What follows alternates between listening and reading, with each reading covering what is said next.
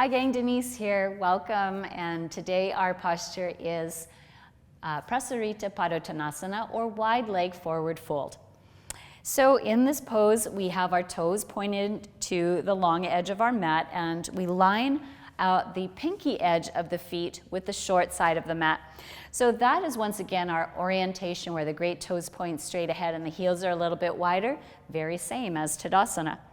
So from this pose, we might have our hands on our hips. Inhale and lengthen through the spine.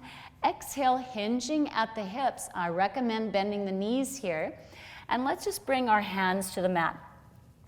So I'm in a pretty comfortable position that I can sustain so that I can really look at some alignment principles. And, you know, for some of you, if it needs to be up here, then just do that. But in the same way that we organize the body for standing poses, I want to see that my arches are lifting. So that means I'm going to energize so that my knees spin away from each other. So I've got that good orientation with my feet, great toes pointed straight ahead, heels a little wider. The outer edge of my foot lines up with the short edge of my mat. That's where my feet are, and I'm going to make as though I'm dialing my feet away from each other a little bit, spinning my knees away from each other. In this pose, I recommend almost 99% of the people need to have at least a micro bend at the knee, and that is so that we can bring the bend into the hip. If I'm having trouble doing that, this is what the pose looks like, and that's not where we're trying to go. What we want is the hip bending, and then the spine can be just flowing down like so.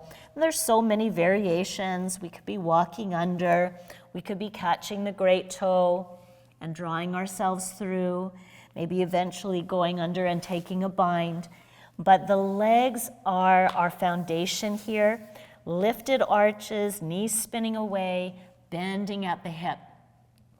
Press into your feet, little bend in the knee as we come up, and then once again we support the back, and the back remains comfortable and really at ease as we come up out of the pose.